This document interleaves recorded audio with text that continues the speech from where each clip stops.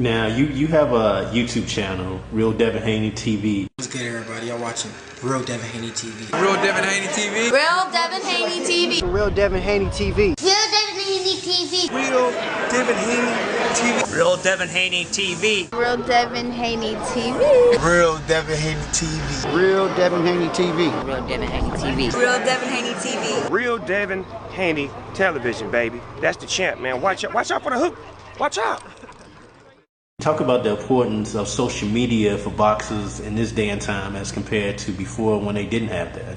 Yeah, my YouTube channel started like when I was young. I started the YouTube thing before the YouTube was just like big like it is now. Because now you can make crazy money on YouTube, like just doing regular stuff.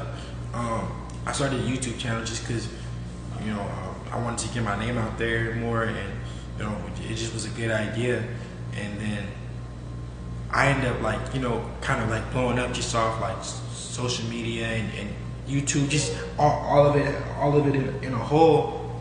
I started to blow up, and then I started to get away from my YouTube. But I do want to get back. I do need to get back to my YouTube, because a lot of people they always demand videos like, we want to see Real Devin Haney TV. We want to see. Where's the videos? Where's the content? But I got to get back to it. But the importance of social media is huge. Look at Ryan Garcia. Look how big he is. He never went to the Olympics. Look at me. I never went to the Olympics. I didn't go to the Olympics. I was built on social media. I was built, posting sparring videos, big videos, doing stuff like that. That's how Devin Haney was made. Now, I gotta ask you, man, what's the best advice you ever gotten from your dad? Man, I can't even tell you like off the top of my head, because he just gave me so much advice every day. Like literally, every day is like something new.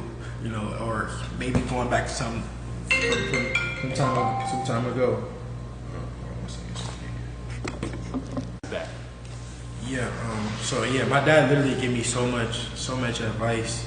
Just 24/7 that I couldn't just give you one thing, because he my dad, but like he also my life coach at the same time. So like with anything, I could talk to my dad about anything, anything, and what I'm saying, he gonna give me the best advice. And like when I was young, I used to think that he was trying to control me, or he was trying to I was looking at it in a bad way. But then as I got older, I got mature, and I started to look at it like, he my life coach. He helping me. He guided me in life. He been here. He done that. He he saw that. And then that's when I just felt like I started to get further in life, and smarter and more mature. Has there ever been a time he has never been in your corner for a fight? No, not a professional fight. And an amateur, he missed maybe one tournament, 2 tournaments. Just because it was just so many back then. You go to one tournament, you go home for two days, and then you go to the next tournament. So I want to say maybe he missed when I was young though. As I got older, when the tournaments actually meant things, meant stuff, meant you was either going to go overseas, or you was going to, this was when they meant things. Nah, he never missed. He ain't never missed none of those. I heard in a couple of interviews when the word love was mentioned, you mentioned your dad and boxing. Yeah. Those two. Yeah, for sure.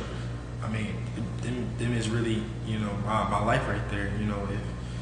If it wasn't for my dad, I wouldn't even be boxing. My dad is the first person to ever take me to the gym. My dad has been there every step of the way. He never turned his back on me ever. I didn't see a lot of people, switch up, especially, since, I started making, money.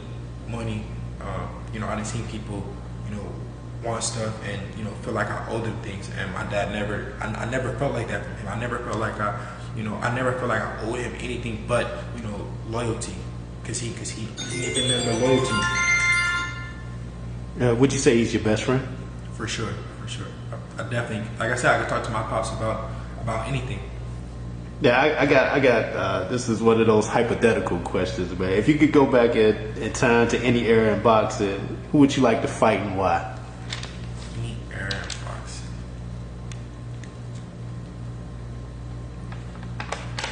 I want to go back to the time when Sugar Ray Leonard, Tommy Hearns, Marvin Hagler. I just feel like, but them guys are bigger than me, so I gotta go back to lightweights. Who was some of the best lightweights? We gonna just say forget the weight. So it gotta be Sugar Ray Leonard. What year was that? When was that? That's back in the early '80s. Yeah, Sugar Ray Leonard, Marvin Hagler, Berto Duran, Tommy Hearns. Them fights was crazy. They were all so talented, and I kind of feel like it's that kind of vibe now in the lightweight division with Teofimo, Tank, Ryan Garcia, Lomachenko. Like, you know, it's heating up, and it's looking like it's starting to be that, like, maybe one day they'll look back and be like, yeah, them guys it was all good. It was all competitive matchups. Speaking on that, how frustrated is it for you when you're looking to get those big fights, and it seems like, I'm not saying they're avoiding, but it's yeah. I definitely feel like those guys aren't in a rush to fight me. I feel like they feel like it's easier fights out there. But I know that these fights are gonna happen. Sooner or later, that it's gonna happen. It's no way that all these fights we're all on a collision course.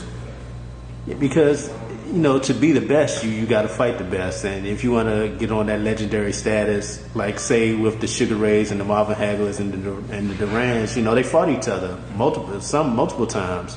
So is it today's fighter scared to take that loss? Because you talked about, like, you don't have that fear of if you lose. Yeah. I don't know what goes on in these guys' head. I don't really know if they're scared to take a loss or what it is, or if they just trying to talk themselves into a bag. You never know. But me, that's not me.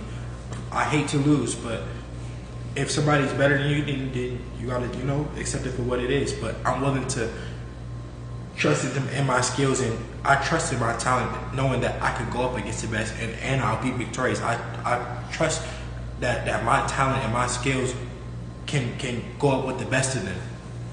Now, I gotta ask, this is one of my signature questions I like to ask, because sometimes you might have kids who are going through things and they look for that inspiration to be inspired. What's one of the toughest things that you've been through in your life, and how did you overcome it? I mean, recently, just adjusting to having money and having clout and stuff like that. It's not easy. You go from I wouldn't just base it from being regular or being average, just like money wise, to having money, and people see these things. People know that people are smart. People can just tell the difference. I believe people can smell money. Like, people can smell literally money. You could be wearing just the regular stuff, but motherfucker could be like, yo, that's the hell thing right there. You got some money right there. I'm not no fool. And like I was on the elevator the other day, and I was like, I wasn't wearing no jewelry or nothing. I was going to the pool, and this guy was like, he said something, and then he was like, yeah, he got the money right there. I said, I don't have no money. I don't know what you're talking about. He said, no, I can smell it on you. I know you. So, just being able to, adjust to, people coming at you at all different angles, all different, being able to tell people, no, I never been here before. So I never did this. I never, been here. I never seen these type of girls, do these type of things and try to, do anything that they can to just get $1 out of you. I never been here, so just getting used to that and adjusting to that, knowing that I can't move like I used to. I can't do the things that I used to do. I can't do that no more. I can't talk to people the way that I may feel like, oh, I want to say something to this person, but I can't do it. I can't do that. A person may be just messing with you. They may be just trying to provoke you to do something to them, and you just can't. In times like that, that's when you rely on your father for advice and things like that. Definitely. He's definitely the main person that I go to when those things happen, and been times where I think that this only happened to me. This stuff only happened to me. Never happened to nobody else. And then I go to my pops and he'd be like, "Oh, yeah, I remember that one time that same thing happened to me. And then they'd be like, ooh, okay, all right. Well, I'm happy that I know somebody else that went through this. I'm not the only one, and it got me through that situation.